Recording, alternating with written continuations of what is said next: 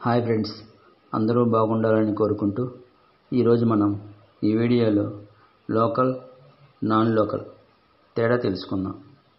Local క్యాండిడేట్గా నిర్వహించబడాలంటే అభ్యర్థి ఈ క్రింది ప్రమాణాల్లో ఏదో ఒకటి పాటించి తీరాలి. 1.